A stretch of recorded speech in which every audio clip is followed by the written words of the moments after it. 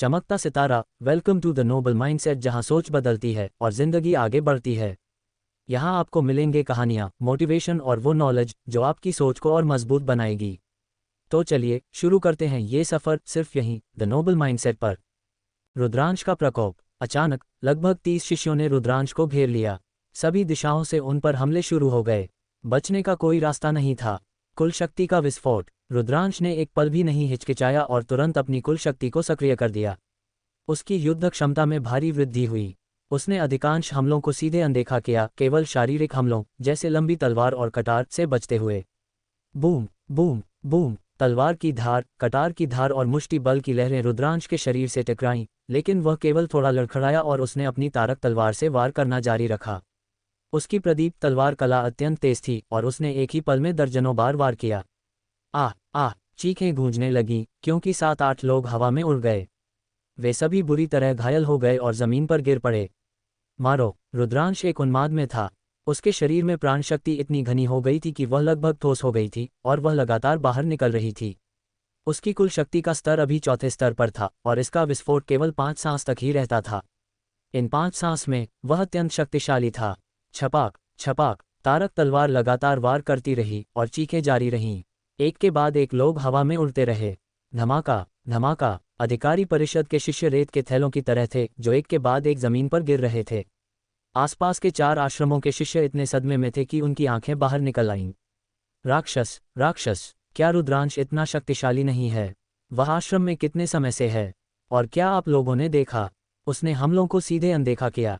उसके पास निश्चित रूप से कोई सुरक्षात्मक खजाना होगा, अन्यथा वह इतने हमलों को सहन नहीं कर पाता। ये सही है, एक सुरक्षात्मक खजाना जरूर है। रुद्रांश वास्तव में इतना शक्तिशाली नहीं है। उसने कानून प्रवर्तन हॉल को अचरज में डालने के लिए सुरक्षात्मक खजाने पर भरोसा किया। देखो, वह घायल हो गया है। 4 आश्रमों के वरिष्ठ शिष्य गर्मा गर्म चर्चा कर रहे थे। हालांकि उन्हें लगा कि रुद्रांश ने निश्चित रूप से एक सुरक्षात्मक खजाने पर भरोसा किया होगा, लेकिन उनकी आंखों में अभी भी सदमा था। छपाक, रुद्रांश ने मुंह से खून उगला। 5 सांस बीत चुकी थीं और कानून प्रवर्तन हॉल के 20 से अधिक शिष्य उसके द्वारा बुरी तरह घायल हो चुके थे। वे अब लड़ने में सक्षम नहीं थे, लेकिन उसने इतने हमलों को सीधे सहन किया था। भले ही उसने आधे हमलों को अवशोषित कर लिया था, वह फिर भी घायल हो गया था। वह घायल हो गया है, उसे मार डालो। कानून प्रवर्तन हॉल के बचे हुए शिष्य गर्जना करने लगे और रुद्रांश पर झपट पड़े। घंटी, एक लंबा और पतला युवा रुद्रांश के साथ एक वार का आदान प्रदान किया। रुद्रांश कांप गया और पीछे हटने के लिए मजबूर हो गया। शिष्य स्तर का 9वां ग्रेड। आखिरकार अधिकारी परिषद का एक शिष्य स्तर का 9वां ग्रेड विशेषज्ञ आगे बढ़ा। जैसे ही रुद्रांश पीछे हटा, बाकी लोग आगे बढ़ गए। इस पूरी प्रक्रिया के दौरान वैभव का कोई इरादा नहीं था। वह ठंडे होकर एक तरफ खड़ा रहा, देखता रहा। ऐसा लग रहा था कि रुद्रांश उसके लिए व्यक्तिगत रूप से कार्रवाई करने योग्य नहीं था। वैभव के बगल में एक और युवा था। वह एक लोहे के बुर्ज की तरह मजबूत था, लेकिन उसने भी कोई कदम नहीं उठाया।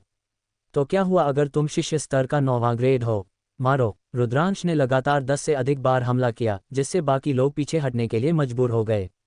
फिर उसने शिष्य स्तर के 9वें ग्रेड विशेषज्ञ के साथ लड़ाई की। एक ही पल में दोनों ने 1 दर्जन से अधिक चालों का आदान प्रदान किया। धमाका धम, 1 दर्जन चालों के बाद शिष्य स्तर के 9वें ग्रेड के युवा की अभिव्यक्ति पूरी तरह से बदल गई और वह 1 दर्जन कदम पीछे हट गया। रुद्रांश ने एक कदम आगे बढ़ाया और लाल कपड़े पहने हुए युवा की ओर दौड़ पड़ा। अब तुम्हारी बारी है। रुद्रांश की आंखें ठंडी और हत्यारी थीं। लाल कपड़े पहने हुए युवा को डरा दिया गया। इतने सारे अधिकारी परिषद के विशेषज्ञ और वे रुद्रांश को रोक नहीं सके।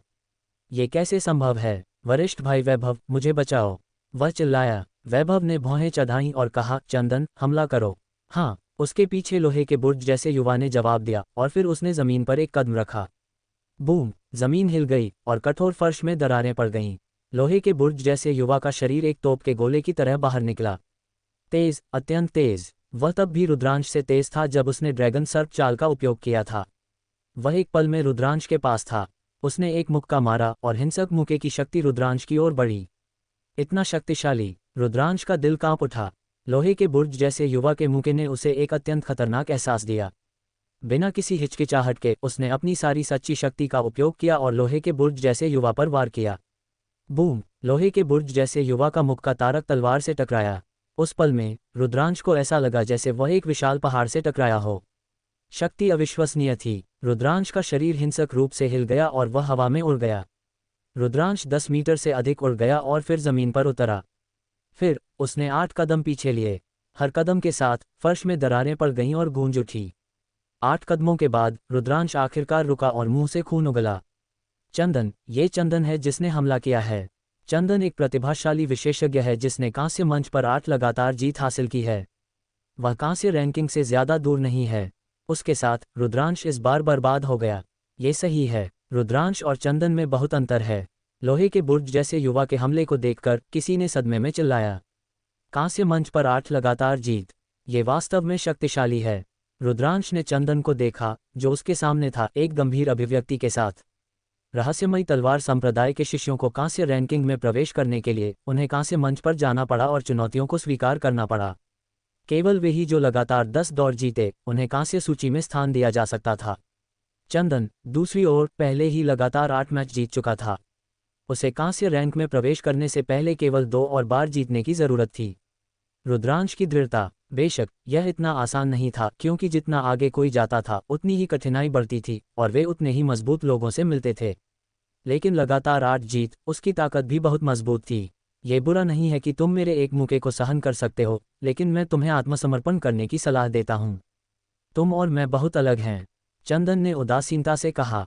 हाँ, अगर तुम लड़ना चाहते हो तो लड़ो। तुम चाहते हो कि मैं बिना लड़े आत्मसमर्पण कर दूं? असंभव। रुद्रांश ने अपने मुंह के कोने से खून पोंछा और हंसा। तुम बहुत जिद्दी हो। बूम! चंदन रुद्रांश पर झपटा और एक और मुक्का मारा। यह मुक्का पिछले वाले से भी ज्यादा शक्तिशाली था। रुद्रांश की पुतलियां सिकुड़ गईं। उसने हमले को सीधे सहन नहीं किया। इसके बजाय उसने ड्रैगन सर्प चाल का उपयोग किया और एक तरफ हट गया। तुम इससे बच नहीं सकते। चंदन ने जमीन पर जोर से कदम रखा जिससे फर्श में दरारें पड़ गईं। वह एक जंगली जानवर की तरह था जो रुद्रांश की ओर दौड़ रहा था। उसने एक और मुक्का मारा। यह अत्यंत तेज था। वह इस मुक्के से बच नहीं सकता था। अगर वह इससे बच नहीं सकता था तो वह इसे सीधे सहन करेगा। रुद्रांश ने सच्ची युद्ध ड्रैगन कला को चरम तक पहुंचाया। उसकी प्राण शक्ति बेतहाशा बढ़ गई जब उसने वार किया। तारक तलवार और चंदन का मुक्का एक बार फिर टकराए। बूम! रुद्रांश की तलवार की आभा एक पल में हार गई। अंतर बहुत ज्यादा था। वे एक ही स्तर पर भी नहीं थे। चंदन की युद्ध क्षमता बहुत मजबूत थी। हालांकि वह भी शिष्य स्तर का 9वां ग्रेड था, लेकिन उसके सामने सामान्य शिष्य स्तर के 9वें ग्रेड के साधक बेकार थे। वह उन्हें एक ही मुक्के से हरा सकता था। रुद्रांश की वर्तमान युद्ध क्षमता के साथ वह निश्चित रूप से अपनी कुल शक्ति को सक्रिय किए बिना एक सामान्य शिष्य स्तर के 9वें ग्रेड विशेषज्ञ से लड़ सकता था। हालांकि वह अभी भी चंदन से बहुत दूर था। धमाका! रुद्रांश को पीछे की ओर उड़ा दिया गया। वह रुकने से पहले दर्जनों मीटर तक फिसला। छी! छी! रुद्रांश ने मुंह से कुछ और खून उगला। उसका चेहरा पीला पड़ गया था और उसका शरीर डगमगा रहा था, जैसे कि वह किसी भी पल गिर सकता था। क्या ये रहस्यमयी तलवार संप्रदाय के एक सच्चे प्रतिभाशाली की ताकत है? ये वास्तव में शक्तिशाली है। रुद्रांश ने चुपचाप आह भरी। नए साधक के परीक्षण के दौरान उसने अन्य सभी प्रतिभाशाली लोगों को हराया था और नए साधक राजा का खिताब जीता था। उस समय उसने सोचा था कि अन्य प्रतिभाशाली लोग बस ऐसे ही हैं, लेकिन अब जब उसने इस पर विचार किया तो वह गलत था। नए साधकों में अन्य प्रतिभाशाली लोग बहुत कमजोर नहीं थे। वे बस बहुत युवा और अपरिपक्व थे। वे अभी तक परिपक्व नहीं हुए थे। शायद कुछ सालों में कुछ लोग बहुत शक्तिशाली हो जाएंगे। उसे पकड़ो। चंदन ने अपना हाथ हिलाया और कहा। रुद्रांश पहले से ही बुरी तरह घायल हो चुका था। उसे कुछ करने की जरूरत नहीं थी।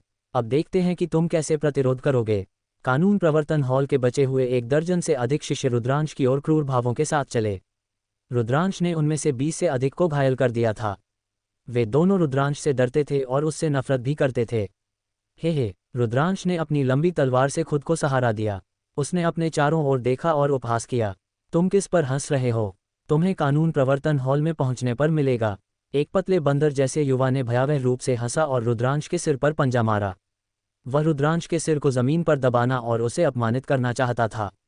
लेकिन छपाक! एक तलवार की रोशनी चमकी और खून की कुछ धाराएं बाहर निकलीं। खून में 5 उंगलियां थीं। पतले बंदर ने अपनी खाली हथेली को अचरज में देखा, फिर एक दिल दहला देने वाली चीख निकाली। आह, मेरी उंगली! रुद्रांश, मैं चाहता हूं कि तुम मर जाओ। बेशक ये रुद्रांश ही था जिसने अभी अभी उसे काटा था। जाओ, चलो मिलकर हमला करते हैं। दूसरे गर्जना करने लगे। उनमें से 10 थे, जिसमें शिष्य स्तर का 9वां ग्रेड विशेषज्ञ भी शामिल था। एक के बाद एक हमले रुद्रांश की ओर निर्देशित किए गए। रुद्रांश ने बहुत प्रयास से अपनी प्राण शक्ति को उठाया और हमले को रोकने के लिए अपनी तलवार हिलाई। घंटी घंटी। कुछ लगातार चालों के बाद रुद्रांश का शरीर पीछे हटता रहा। एक छपाक के साथ वह एक तलवार से मारा गया और तुरंत खून बहने लगा।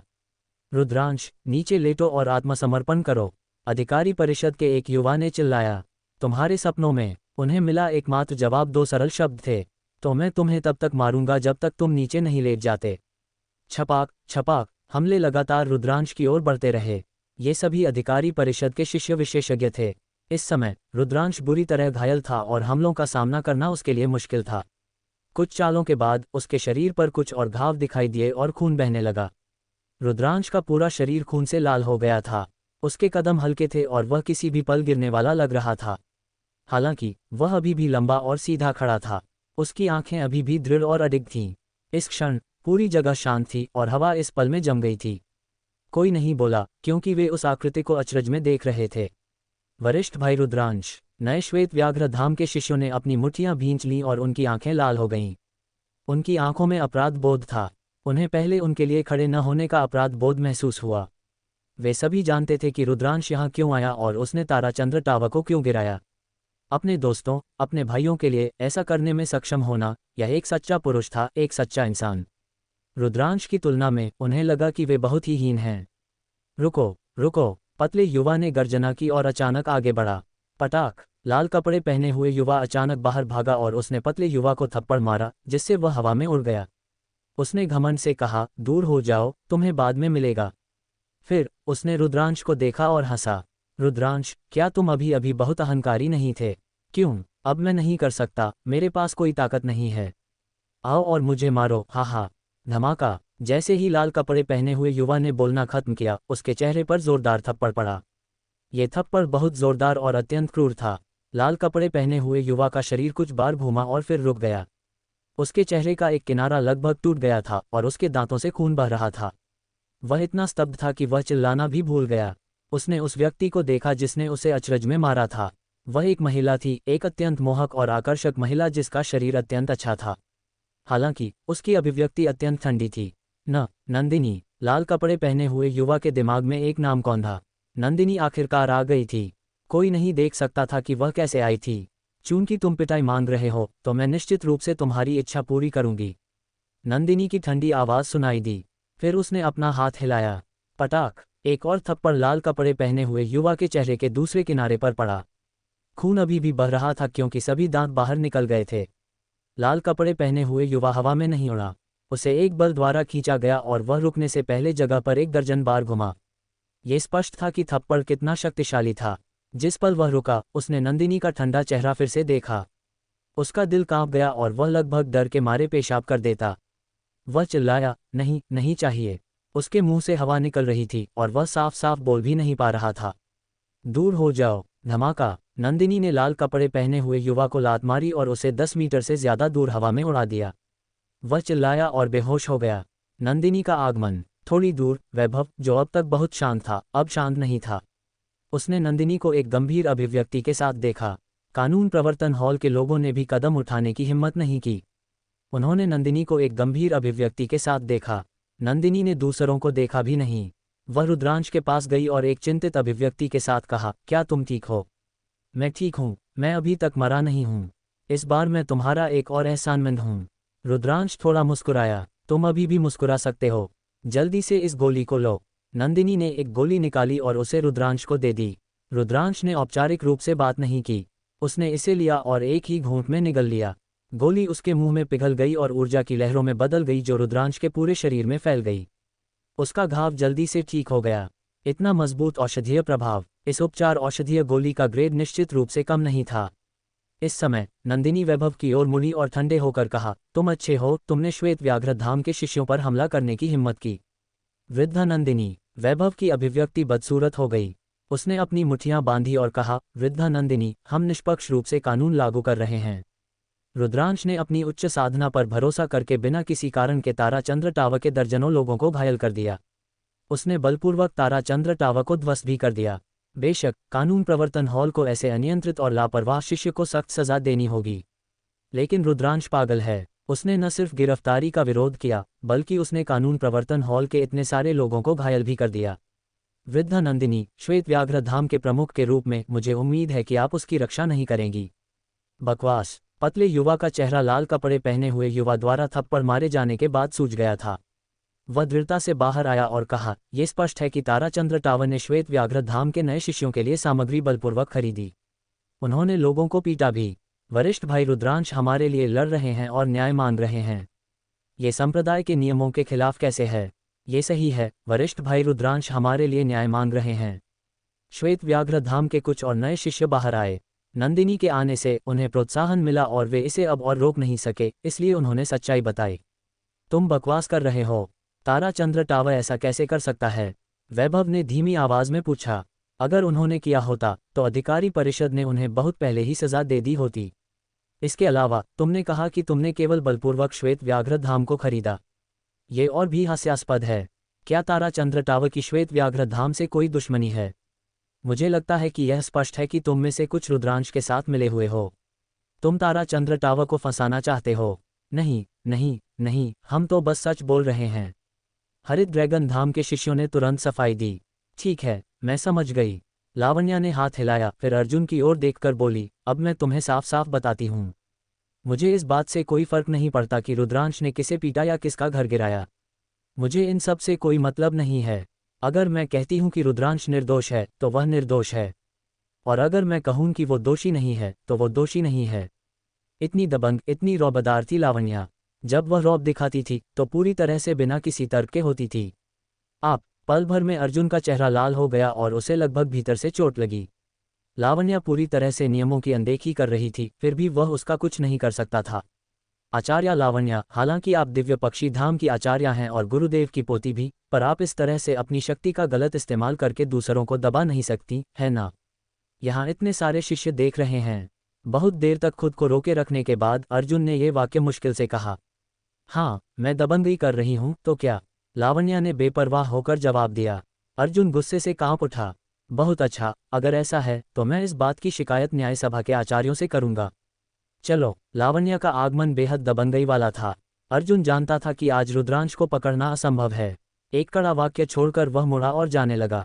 तुम्हें किसने कहा कि तुम जा सकते हो? लावण्या की ठंडी आवाज सुनाई दी। अर्जुन की चाल रुक गई। उसने लावण्या की ओर देखा और दांत पीसकर बोला, आचार्य लावण्या, क्या आदेश है? तुमने उसे चोट पहुंचाई और ऐसे ही जाना चाहते हो? ये बहुत आसान नहीं है। इलाज का खर्च तो दो। मुझे लगता है कि इस तरह की चोट से पूरी तरह ठीक होने में कम से कम 1-2 लाख स्वर्ण मुद्राएं लगेंगी। लावण्या की नज़रें रुद्रांश पर घूमती रहीं और वह धीरे धीरे बोली, इलाज का खर्च 1-2 लाख स्वर्ण मुद्राएं। चारों ओर के दर्शक दंग रह गए। कुछ ने अपने कानों को कसकर खुजलाया, ये सोचते हुए कि उन्होंने गलत सुना है। यहाँ तक कि रुद्रांश भी आश्चर्यचकित था। लावण्या बहुत ज्यादा मांग रही थी। जैसा कि उम्मीद थी, अर्जुन खुद को और रोक नहीं सका और दहाड़ा, इलाज का खर्च? लावण्या, हद मत पार करो। रुद्रांश ने हमारे इतने सारे लोगों को चोट पहुंचाई है। मैंने तो उससे इलाज का खर्च भी नहीं मांगा और तुम मुझसे मांग रही हो? असंभव। मैं तुम्हें बताता हूँ, यह असंभव है। तुम्हारे लोगों को चोट पहुंचाए, वे इसके लायक थे। मैं तुम्हें बताती हूँ, अगर तुम आज इलाज का खर्च नहीं देते तो मुझे तुम्हारी एक एक हड्डी तोड़ने में कोई संकोच नहीं होगा। लावण्या ने ठंडे स्वर में कहा। वह बहुत दबंग और रौबदार थी। उसने अर्जुन को बिल्कुल भी मान नहीं दिया। नहीं, ये कहना गलत होगा कि उसने अर्जुन को मान नहीं दिया, बल्कि उसने उसे अपनी नज़रों में रखा ही नहीं। अर्जुन का चेहरा बेहद बदसूरत था। हालांकि वह साधक स्तर पर एक प्रतिभाशाली था, लेकिन वह केवल एक साधक शिष्य था। अगर वह लावण्या से लड़ता तो वह यकीनन एक ही वार में मारा जाता। उसका चेहरा कभी हरा तो कभी सफ़ेद हो रहा था। अगर वह आज हार मान लेता और इलाज का खर्च दे देता तो वह सच में अपनी सारी प्रतिष्ठा खो देता। हाँ, भतीजी लावण्या, मेरे हिसाब से इस मामले को यहीं खत्म कर देते हैं।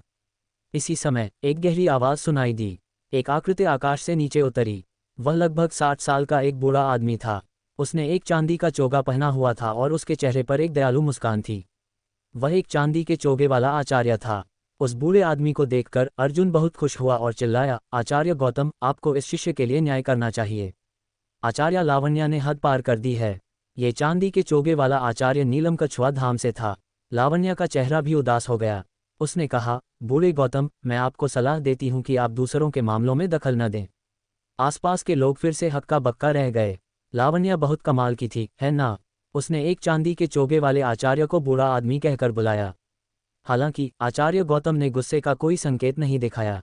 वह अभी भी मुस्कुराए और बोले, मैंने पूरी घटना के बारे में सुन लिया है। मुझे लगता है कि यह एक बहुत बड़ी गलतफहमी है। मेरे अनुमान के अनुसार तारा मीनार ही गलत है। तारा मीनार ने जबरदस्ती उनके शिष्यों का सामान खरीदा। रुद्रांश ने न्याय के लिए लड़ाई की और उनके शिष्यों को घायल कर दिया। न्याय सभा के सदस्यों के रूप में अर्जुन और बाकी लोगों को स्वाभाविक रूप से रुद्रांश से सवाल करना पड़ा जब उन्होंने उसे किसी को घायल करते हुए देखा। इससे एक लड़ाई शुरू हो गई।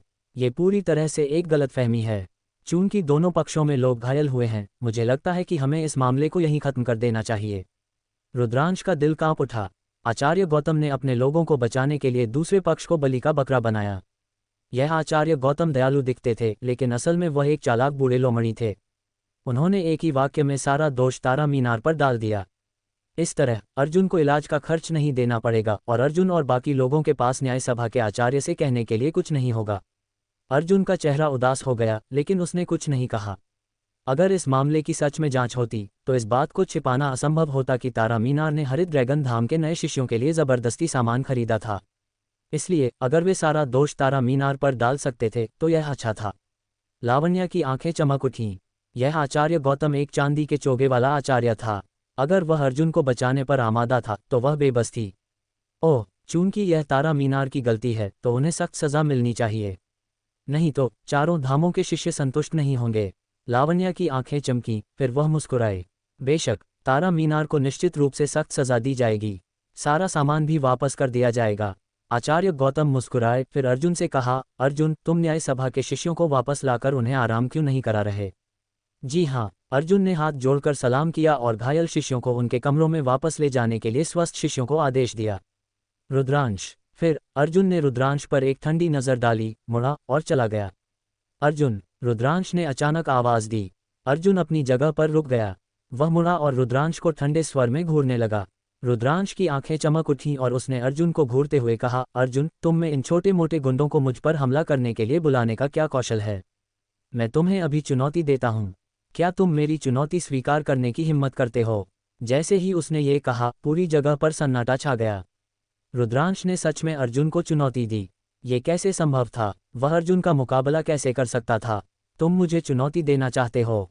अर्जुन ने पलटकर पूछा। हाँ, हाँ, रुद्रांश ने दृढ़ता से जवाब दिया। अर्जुन के होठों पर एक उपहास भरी मुस्कान आ गई और उसने तिरस्कारपूर्वक कहा, रुद्रांश, मैं साधक स्तर का शिष्य हूँ। तुम्हें मुझे चुनौती देने का क्या अधिकार है? जब तुम साधक स्तर पर आ जाओ तब मुझे चुनौती दे सकते हो। अभी तुम इसके लायक नहीं हो। अर्जुन की आंखों में घमंड और तिरस्कार भरा था। इतना कहकर वह मुड़ा और चला गया। रुद्रांश की आंखें सिकुड़ गईं। क्या तुम्हें मेरी चुनौती स्वीकार करने में तिरस्कार महसूस हो रहा है? रुद्रांश ने अपनी मुट्ठियां भींच लीं। रुद्रांश, ज्यादा मत सोचो। ये रहस्यमयी तलवार संप्रदाय का नियम है। अगर तुम साधक स्तर के किसी शिष्य को चुनौती देना चाहते हो तो तुम्हें भी साधक स्तर पर होना चाहिए। तभी तुम इसके लिए योग्य होगे। नहीं तो तुम्हें चुनौती देने का अधिकार नहीं है। ये देखकर लावण्या ने रुद्रांश को समझाना शुरू किया। मैं समझा। रुद्रांश बुदबुदाया। हालांकि अर्जुन का वह अहंकारी और तिरस्कार भरा रूप रुद्रांश के दिमाग से नहीं निकल रहा था। साधक स्तर, मैं जल्द ही वहां पहुंच जाऊंगा। अर्जुन, बस तुम इंतजार करो। रुद्रांश ने अपनी मुट्ठियां कसकर भींच लीं, उसकी आंखों में दृढ़ संकल्प भरा था। रुद्रांश, क्या तुम ठीक हो? रुद्रांश, तुम कैसे हो? तभी देवसेना और वैभव हाँफते हुए पहुंचे। मैं ठीक हूँ, रुद्रांश मुस्कुराया। हालांकि वे दोनों अभी भी रुद्रांश को हैरानी से देख रहे थे। ऐसा इसलिए था क्योंकि रुद्रांश पूरी तरह से खून से लथपथ था। वह एक खून से बने आदमी जैसा दिख रहा था। खासकर वैभव की आंखों में हैरानी के अलावा एक जटिल भाव था। वह भावुक और प्रशंसक था। वैसे पांगशी कैसा है? रुद्रांश ने कुछ चिंता के साथ पूछा। वह ठीक है। वैद्य ने पहले ही उसकी हड्डियों को ठीक कर दिया है और उसे कुछ उपचार के लिए गोलियां भी खिलाई हैं। उसे ठीक हो जाना चाहिए, वैभव ने कहा। यह अच्छा है। रुद्रांश हल्के से मुस्कुराया। अचानक उसका शरीर डगमगाया और उसका चेहरा पीला पड़ गया। रुद्रांश, क्या हुआ? लावण्या, देवसेना और वैभव सभी चौंक गए। लगता है कि मुझे यहीं पर ठीक होना पड़ेगा, रुद्रांश ने कड़वी मुस्कान के साथ कहा। रुद्रांश तुरंत पालथी मारकर बैठ गया और खुद को ठीक करने के लिए सच्चे युद्ध ड्रैगन तकनीक का अभ्यास करने लगा। घृणित, वैभव गुर्राया। रुद्रांश वापस जाकर ठीक भी नहीं हो सकता था, जो उसकी चोटों की गंभीरता को दर्शाता था। उसके बाद वैभव, देवसेना और लावण्या सभी रुद्रांश के पास उसकी रक्षा के लिए खड़े हो गए। आसपास के दर्शक कुछ देर तक देखते रहे और फिर चले गए। इस लड़ाई की खबर पूरे रहस्यमयी तलवार संप्रदाय में आग की तरह फैल गई। इस खबर को सुनकर हर किसी की अलग अलग प्रतिक्रियाएं थीं। कुछ लोगों ने रुद्रांश का मजाक उड़ाया और सोचा कि वह एक लापरवाह आदमी था जिसने बिना सोचे समझे काम किया और परिणामों की परवाह नहीं की। ये नासमझी थी कि वह जानता था कि वह मुकाबला नहीं कर सकता, फिर भी उसने लड़ाई की। हालांकि कुछ लोगों ने रुद्रांश की बहुत तारीफ की। उन्होंने महसूस किया कि रुद्रांश वफादार था, उसका मार्शल कला का रास्ता मजबूत था और उसमें बहादुरी से आगे बढ़ने की अदम्य इच्छाशक्ति थी। मार्शल कला के रास्ते पर निडर होना चाहिए और जब ज़रूरत हो तब हमला करना चाहिए। अगर किसी को चारों ओर देखना पड़ता, यहाँ तक कि छोटी सी बात से भी डरना पड़ता और अपना गुस्सा निगलना पड़ता, तो मार्शल कला का अभ्यास और साधना करने का क्या फ़ायदा। वैसे भी हर तरह के विचार थे। बेशक रुद्रांश इस बात से अनजान था। वह पूरी तरह से अपनी चोटों को ठीक करने में लगा हुआ था। ठीक होने की प्रक्रिया में 6 घंटे लगे। जब रुद्रांश ने अपनी आंखें खोलीं तब तक शाम हो चुकी थी। रुद्रांश, क्या तुम बेहतर महसूस कर रहे हो? लावण्या ने सबसे पहले रुद्रांश को जागते हुए देखा। उसने जल्दी से पूछा। बहुत बेहतर, रुद्रांश मुस्कुराया। 12 घंटे के ठीक होने के बाद उसकी चोटें मूल रूप से स्थिर हो गई थीं।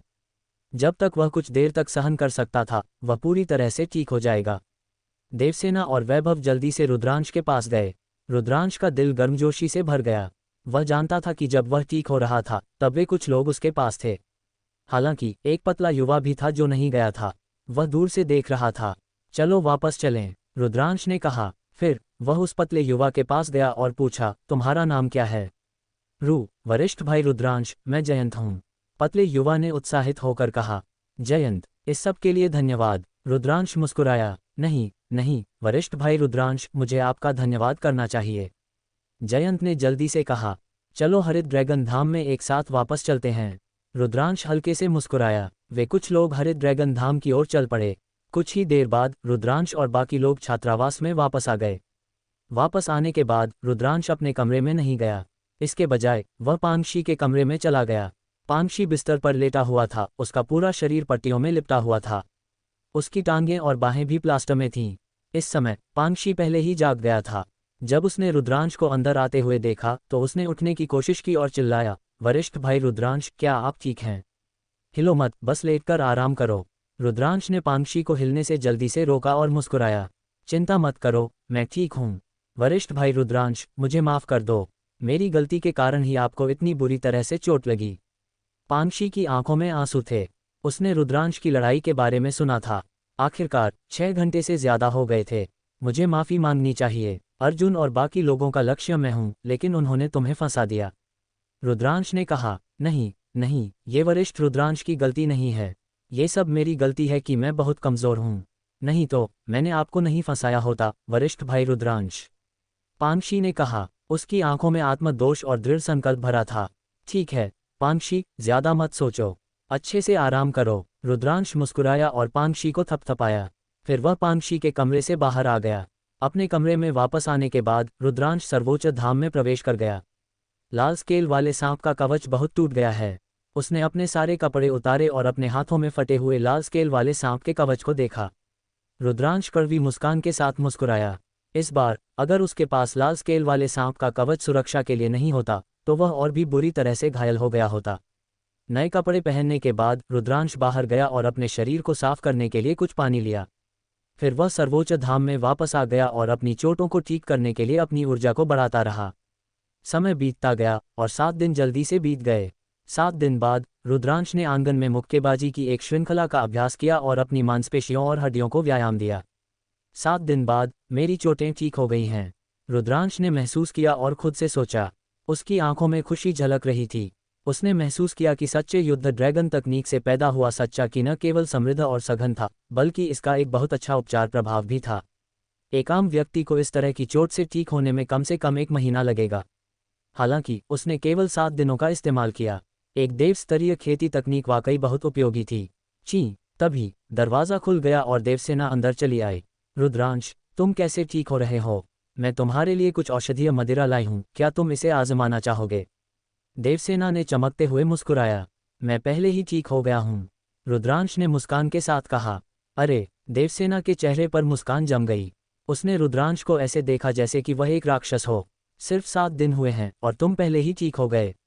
हाँ, इसमें क्या अजीब है? क्या तुम नहीं जानती कि मैं एक प्रतिभाशाली हूँ? रुद्रांश ने अपना हाथ हिलाया और यह एक जोरदार सीटी की आवाज़ के साथ हवा को काट गया। फिर उसने एक घमंडी चेहरे के साथ देवसेना की ओर देखा। प्रतिभाशाली? एक प्रतिभाशाली को इस तरह कैसे पीटा जा सकता है? देवसेना ने तिरस्कार में अपने होठों को सिकोड़ा, लेकिन उसकी आंखों में अभी भी हैरानी थी। वह 7 दिनों में ठीक हो गया, क्या राक्षस है? वैसे देवसेना, क्या तुम मुझे साधक स्तर के बारे में और बता सकती हो? साधक स्तर के प्रतिभाशाली कितने मजबूत हैं? रुद्रांश ने पूछा। साधक स्तर? वह बहुत मजबूत है। साधक स्तर का जिक्र होते ही देवसेना का चेहरा गंभीर हो गया। जैसा कि तुम जानते हो, तुम्हें साधक मंच पर लगातार 10 मैच जीतने होंगे, तभी तुम साधक स्तर पर रैंक कर सकते हो। लगातार 10 मैच जीतना आसान नहीं है। तुम जितना ऊपर जाओगे उतना ही मुश्किल होता जाएगा। उदाहरण के लिए, लगातार 8 मैच जीतने के बाद तुम्हें 9वें मैच में एक ऐसे प्रतिद्वंद्वी का सामना करना पड़ेगा जिसने लगातार 8 मैच जीते हैं। लगातार 9 मैच जीतने के बाद तुम्हें एक ऐसे प्रतिद्वंद्वी का सामना करना पड़ेगा जिसने लगातार 9 मैच जीते हैं। इसलिए लगातार 10 मैच जीतना वाकई बहुत मुश्किल है। इसीलिए साधक स्तर के प्रतिभाशाली सभी बेहद शक्तिशाली होते हैं।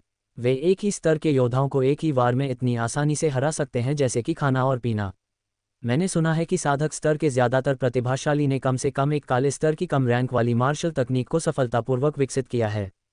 भले ही उन्होंने एक काले स्तर की मार्शल कला तकनीक को सफलतापूर्वक विकसित नहीं किया हो, उन्होंने कुछ गुप्त तकनीक में महारत हासिल कर ली होगी, और कुछ ने तो शरीर को मजबूत बनाने के मार्ग का भी अभ्यास किया होगा। देवसेना ने विस्तार से समझाया। रुद्रांश झरने के पास भाले का अभ्यास कर रहा था। कांस्य सूची में कितने लोग हैं? रुद्रांश ने पूछा। 56 लोग, श्वेत व्याघ्र धाम को छोड़कर। चारों धामों के कुल 56 प्रतिभागी हैं जिन्होंने कांस्य सूची में जगह बनाई है, यामिनी ने कहा। केवल 56 लोग? रुद्रांश बुदबुदाया। दिव्य तलवार कुल हर साल शिष्यों का एक नया दल भर्ती करता था, और जब तक उनकी उम्र 30 से कम थी वे शिष्य माने जाते थे। इतने सालों में दिव्य तलवार कुल में 50,000 से ज्यादा कांस्य शिष्य थे। 50,000 से ज्यादा लोगों में से केवल 56 लोग ही कांस्य सूची में थे। ये जानना जरूरी था कि दिव्य तलवार कुल में शामिल होने के लिए कई परीक्षाओं से गुजरना पड़ता था। ये प्रतिभा का संकेत था, और यह एक ऐसा चयन था जो सैकड़ों में से एक का होता था। ये स्पष्ट था कि कांस्य सूची में शामिल प्रतिभाओं का स्तर कितना ऊंचा था। अभिनव की रैंकिंग क्या है? रुद्रांश ने फिर पूछा। 51। यामिनी की आंखों में चमक थी, उसने रुद्रांश को परखा। तुम सच में अभिनव को चुनौती देने की सोच रहे हो? वह 2 साल पहले दिव्य तलवार कुल में शामिल हुआ था, और मैंने सुना है कि वह नए शिष्यों के बीच नए राजा की पदवी का एक प्रबल दावेदार था। हालांकि वह असफल रहा, उसकी प्रतिभा को कम नहीं आंका जा सकता। हालांकि वह 51वें स्थान पर है, लेकिन उसकी क्षमताएं बहुत तेजी से बढ़ी हैं। मुझे लगता है कि वह और ऊपर जाएगा। रुद्रांश, तुम्हारे लिए उसे 1 साल बाद हराना कोई बड़ी बात नहीं होगी। लेकिन इस साल अभी बहुत जल्दी है। यामिनी, जब तुम्हें मुझ पर इतना भरोसा नहीं है, तो क्यों न हम एक शर्त लगा लें? मैं 4 महीनों में अभिनव को हरा सकता हूं या नहीं, इस पर दांव लगाता हूं। रुद्रांश हल्के से मुस्कुराया। ओह, हम किस पर दांव लगा रहे हैं? यामिनी ने कहा। किस पर दांव लगा रहे हैं? मुझे सोचने दो। रुद्रांश ने अपनी ठुड्डी को छुआ। फिर उसकी आंखें यामिनी के पूरे शरीर पर घूमने लगीं। वह बीच बीच में आहें भी भर रहा था। यामिनी का सुंदर चेहरा लाल हो गया। उसने रुद्रांश को घूर कर देखा और चिल्लाई, रुद्रांश, तुम बेशर्म हो, इसके बारे में सोचना भी मत। यामिनी, तुम मुझे क्यों डांट रही हो? मैं तो बस एक बड़ी दावत पर दांव लगाना चाहता था, ये देखने के लिए कि क्या तुम्हारे पास इतना पैसा है। देखो, मेरी सोच गलत नहीं है ना? रुद्रांश हैरान दिख रहा था। यामिनी का चेहरा और भी लाल हो गया, कानों तक। उसने रुद्रांश को घूर कर देखा और गुस्से में कहा, ठीक है, मैं ये शर्त लगाऊंगी। अगर मैंने तुम्हें लूटा नहीं तो मेरा नाम यामिनी नहीं। ये कहकर उसने रुद्रांश पर जड़ी बूटी की शराब का एक जार फेंका और नाराज होकर चली गई। हा, रुद्रांश जोर से हंसा। कभी कभी यामिनी को चिढ़ाना काफी मजेदार था। उसने शराब का जार खोला और कुछ घूंट पी लिए। रुद्रांश ने अपनी भविष्य की साधना के रास्ते पर विचार करना शुरू किया। इस तरह से बुनियादी भाला तकनीक की साधना बहुत धीमी है। अगर यह ऐसे ही चलता रहा तो मुझे नहीं पता कि मैं अग्नि नियंत्रण भाला तकनीक को कब तक विकसित कर पाऊंगा। मुझे बुनियादी भाला तकनीक की साधना को तेज करने के लिए बाहरी शक्तियों का उपयोग करना होगा। अगर कोई कांस्य सूची में आना चाहता था तो उसे एक गहन स्तर की मार्शल कला में महारत हासिल करनी थी। हाँ, ये सही है। रुद्रांश गहरे विचारों में था जब अचानक उसकी आंखें चमक उठीं। तुरंत उसने जड़ी बूटी की शराब का पूरा जार गटक लिया। ये वाकई अच्छी शराब है, लेकिन अफसोस कि इसमें जड़ी बूटियों की गंध है और स्वाद की कमी है। रुद्रांश ने अपनी जबान को छुआ और बाहर चला गया। सबसे पहले वह दान हॉल में गया। उसने 2 लाख चांदी के सिक्कों को दान बिंदुओं के लिए बदल दिया। इसलिए उसके पास कुल 20,000 दान बिंदु हो गए। उसके पास केवल कुछ लाख चांदी के सिक्के थे। उसके पिछले दान बिंदुओं के अलावा उसके पास कुल 25,500 दान बिंदु थे। फिर उसने दानवों के रक्तसार को बदलना शुरू किया। उसने 8वें स्तर के दूसरे ग्रेड के दानव के रक्तसार के लिए आदान प्रदान किया। 8वें ग्रेड के दूसरे स्तर के दानव के रक्तसार के एक हिस्से की कीमत 800 दान बिंदु थी। रुद्रांश ने 20 सेटों का आदान प्रदान किया, जिसमें उसे 16,000 दान बिंदुओं का खर्च आया। ये बहुत महंगा था। रुद्रांश के दिल को कुछ बार झटका लगा। वह कुछ 9वें ग्रेड के दूसरे स्तर के दानव रक्तसार का आदान प्रदान करना चाहता था, लेकिन प्रति हिस्से की कीमत 1600 दान बिंदु थी। रुद्रांश कड़वाहट से मुस्कुराया। वह इसे अभी के लिए छोड़ सकता था। दानव रक्तसार का आदान प्रदान करने के बाद रुद्रांश ने दिव्य तलवार कुल को छोड़ दिया और पूर्व की ओर चला गया। दिव्य तलवार कुल का लेआउट काफी विचित्र था।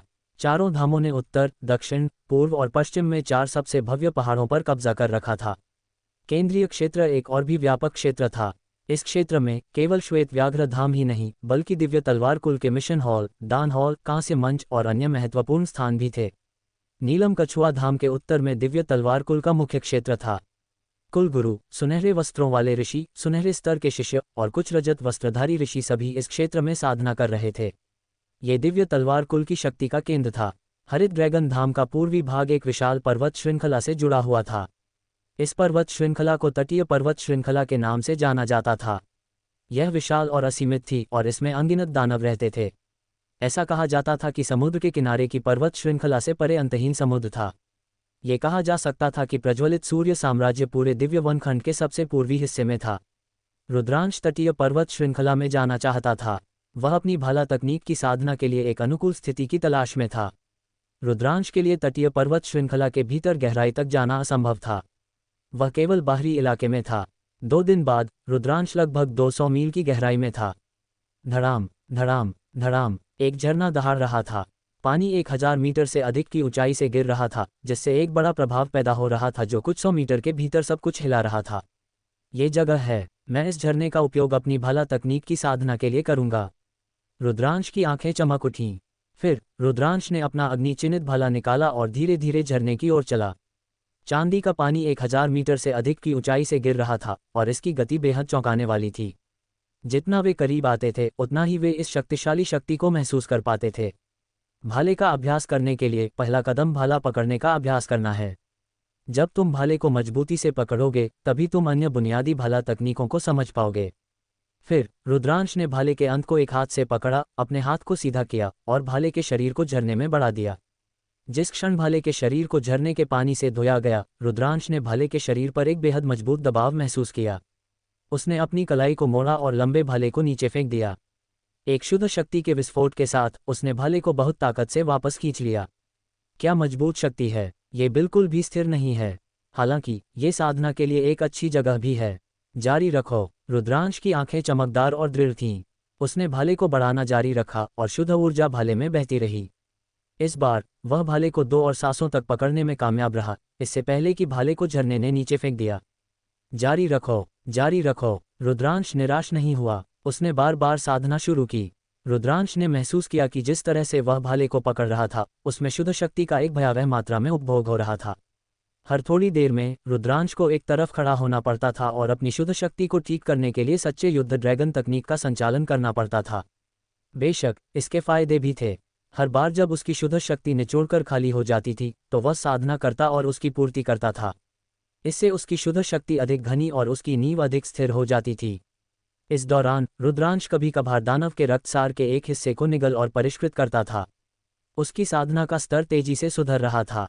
7 दिन बाद रुद्रांश झरने में 10 मिनट से अधिक समय तक भाले को पकड़ सकता था। हालांकि ये बहुत अस्थिर था और लंबा भाला पानी में आगे पीछे हिल रहा था। हालांकि ये पहले से ही एक बड़ा सुधार था। अगले 7 दिनों तक झरने में लंबा भाला स्थिर रहा। कोई फर्क नहीं पड़ता कि झरने का पानी उस पर कैसे टकराता था, लंबा भाला बिल्कुल भी नहीं हिलता था। इस चरण में रुद्रांश ने बुनियादी भाला तकनीक की साधना की और तेजी से प्रगति की। उसका वार पहाड़ की तरह स्थिर था और वह हवा में एक मक्खी को भी वार कर सकता था। तीसरे 7 दिनों में रुद्रांश ने भाले की नोक पर 100 पाउंड का पत्थर भी बांध दिया। 100 पाउंड के पत्थर को ढोते हुए रुद्रांश ने झरने में भाला पकड़ने का अभ्यास किया। बस ऐसे ही 1 महीना बीत गया। 1 महीने की कड़ी मेहनत के बाद रुद्रांश ने आखिरकार बुनियादी भाला तकनीक को एक बेहद गहन स्तर तक विकसित कर लिया था। उसने अपने हाथ में भाले को पकड़ रखा था और पहाड़ की तरह स्थिर खड़ा था। 1 महीने की दर्दनाक साधना और दानव रक्तसार के सभी 20 हिस्सों को परिष्कृत करने के बाद रुद्रांश की साधना का स्तर एक अद्भुत गति से सुधरा था। वह पहले ही 7वें ग्रेड के आचार्य स्तर के चरम पर पहुंच चुका था और वह 8वें ग्रेड के आचार्य स्तर से ज्यादा दूर नहीं था। जैसा कि 1 महीने में 20 हिस्से रक्तसार को निगल और परिष्कृत किया गया था, रुद्रांश की साधना का स्तर बहुत स्थिर था। अब मैं अग्निभाला कला का अभ्यास शुरू कर सकता हूँ। रुद्रांश सर्वोच्च धाम में प्रवेश कर गया, अग्निभाला नियंत्रण कला को बाहर निकाला और ध्यान से पढ़ना शुरू कर दिया। अग्निभाला कौशल एक अग्निगुण भाला कौशल था और इसे 6 चालों में विभाजित किया गया था। अग्निभाला कला का अग्नि नृत्य, टूटा हुआ कवच, चांद खींचना, बिजली का पीछा, भूस्खलन, विस्फोट। 6 चालों में से विस्फोट की चाल को छोड़कर अन्य 5 चालों में शक्ति में कोई अंतर नहीं था। एकमात्र अंतर भाले का उपयोग करने के तरीके में था।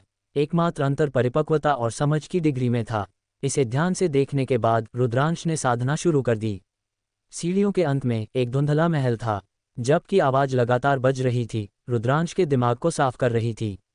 उसने मार्शल कला तकनीक को तेजी से समझा। वूश, धम्म, हवा को भेदने वाले भाले की आवाज, साथ ही भाले के कंपन की आवाज पूरे सर्वोच्च धाम में गूंजती रही।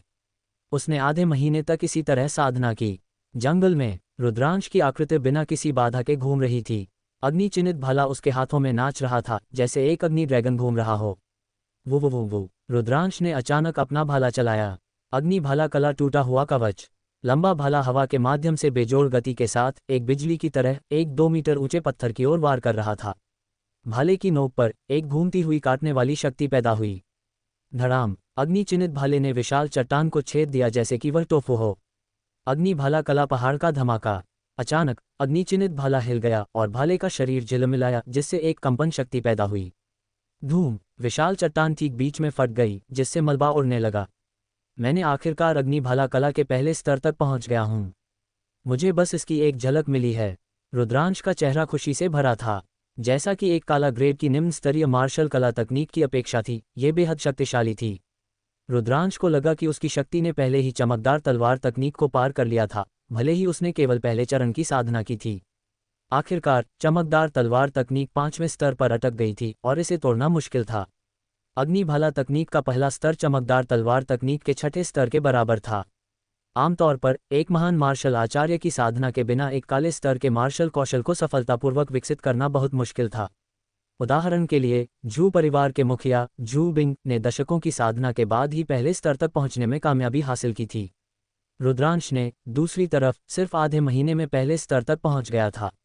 ये जप के प्रभाव से अविभाज्य था। बेशक 1 महीने पहले बुनियादी भाला तकनीक की साधना में रुद्रांश की कड़ी मेहनत के बिना उसके लिए अग्निभाला नियंत्रण तकनीक में इतनी जल्दी महारत हासिल करना असंभव होता। फिर उसने साधना जारी रखी। 7 दिन बाद रुद्रांश एक हरे रंग की चट्टान पर क्रॉस लेग बैठा था, गहरे विचारों में डूबा हुआ था। इसमें अभी भी थोड़ी कमी है। ये बहुत चिकना महसूस नहीं होता है। साधना की इस अवधि के बाद उसे एहसास हुआ कि वह अभी भी अग्निभाला नियंत्रण कला के सार को समझने से थोड़ा पीछे था। अगर वह इस तरह से साधना करता रहा तो जप की मदद से भी साधना की प्रगति उस स्तर तक नहीं पहुंचेगी जिससे रुद्रांश संतुष्ट था। शायद ये पर्यावरण के कारण है। अग्निभाला कला अग्निगुण से संबंधित है। मुझे साधना के लिए अग्निगुण आध्यात्मिक शक्ति से भरे स्थान पर जाना चाहिए, तभी मैं पानी में मछली की तरह हो सकता हूँ। इस तरह जप की आवाज के साथ मैं तेजी से सुधार कर सकता हूँ। अग्निगुण वाली आध्यात्मिक शक्ति कहाँ है? ओह सही, दक्षिणी रिज अग्नि क्षेत्र। अचानक रुद्रांश की आंखें चमक उठी क्योंकि उसने एक जगह के बारे में सोचा। दक्षिणी रिज अग्नि क्षेत्र दिव्य तलवार कुल के दक्षिण पश्चिम में था। यह एक ऐसा क्षेत्र था जहां ज्वालामुखी फटते थे। ज्वालामुखी 1000 मील के दायरे में थे और यह आग और अग्नि प्रकार की आध्यात्मिक शक्ति से भरा हुआ था।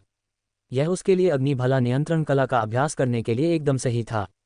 मुख्य बात यह थी कि उस क्षेत्र में न केवल बड़ी संख्या में अग्निगुण दानव थे, बल्कि इसमें एक आध्यात्मिक जड़ी बूटी भी पैदा होती थी जिसे ज्वाला क्रिस्टल घास कहा जाता था।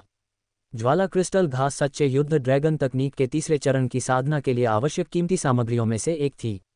यह एक ऐसी सामग्री थी जो आत्मा संक्षेपण फल और रक्तधुंध चट्टान से अधिक कीमती थी। अगर वह दिव्य तलवार कुल में इसका आदान प्रदान करता तो रुद्रांश ने अनुमान लगाया कि इसकी कीमत कम से कम 10 से 20,000 दान बिंदु होगी। दक्षिणी ऋज अग्नि क्षेत्र में जाना एक पत्थर से 2 पक्षियों को मारना था। रुद्रांश तुरंत कुछ विषनाशक गोलियां और शुद्ध शक्ति पुनर्प्राप्ति गोलियों का आदान प्रदान करने के लिए दिव्य तलवार कुल में वापस चला गया और दक्षिणी ऋज अग्नि क्षेत्र की ओर चला गया। रास्ते में रुद्रांश ने एक चौथे ग्रेड के दूसरे स्तर के आंधी शेर को पकड़ा। हवा से चलने वाले शेर की गति बेहद तेज थी, हरे रंग के घोड़े से कहीं ज्यादा तेज। 5 दिन बाद रुद्रांश लिंगनान अग्नि क्षेत्र में पहुंचा। वे दक्षिणी ऋज अग्नि क्षेत्र में प्रवेश करने से पहले ही गर्म हवा की लहरों को अपने चेहरे पर महसूस कर सकते थे। हवा से चलने वाले शेर को छोड़ने के बाद रुद्रांश लिंगनान अग्नि क्षेत्र में चला गया। लिंगनान अग्नि क्षेत्र के बाहरी इलाके में कोई ज्वालामुखी नहीं था। जमीन पिच काली थी, जैसे जली हुई चट्टानें हों। जमीन से गर्म हवा उठ रही थी। वूश, कभी कभी जमीन से एक गैस बाहर निकलती थी। ये बेहद गर्म थी और अगर साधारण लोग इसे छूते तो वे झुलस जाते। रुद्रांश के प्रवेश करने के कुछ समय बाद ही वह कभी कभी कुछ आकृतियों को देखता था। इन लोगों का एक नाम था पत्थर शिकारी। दक्षिणी ऋज अग्नि क्षेत्र के केंद्र में कई ज्वालामुखी थे। जब ये ज्वालामुखी फटते थे तो वे एक प्रकार का अयस्क उगलते थे जिसे नरक पत्थर कहा जाता था। नरक पत्थर को नरक लोहे में परिष्कृत किया जा सकता था और यह आत्मा हथियारों को बनाने के लिए सबसे अच्छी सामग्री थी। हालांकि जो लोग यहाँ पत्थर उठाने आते थे वे आमतौर पर कम साधना वाले घुमंतु साधक होते थे और यहाँ तक कि साधारण लोग भी होते थे। लिंगनान अग्नि क्षेत्र खतरे से भरा था। जमीन समय समय पर गर्म गैसों, लावा और लपटों को बाहर निकालती थी। यहाँ तक कि एक मार्शल कला आचार्य भी अगर लपटों से टकराता था तो वह गंभीर रूप से घायल हो सकता था या यहाँ तक कि मारा भी जा सकता था। जहाँ तक नरक अयस्क का सवाल है, ये सिर्फ एक अयस्क था और महंगा नहीं था, इसलिए उच्च साधना वाले लोग शायद ही कभी यहाँ आते थे। रुद्रांश बाहरी क्षेत्र में ज्यादा देर नहीं रुका। वह केंद्रीय क्षेत्र में जाना चाहता था जहाँ कई अग्नि प्रकार के दानव थे और अग्नि प्रकार की आध्यात्मिक शक्ति अधिक मजबूत थी। वह साधना के लिए जगह थी। बहुत जल्द रुद्रांश बाहरी क्षेत्र से गुजरा और केंद्रीय क्षेत्र में पहुंचा।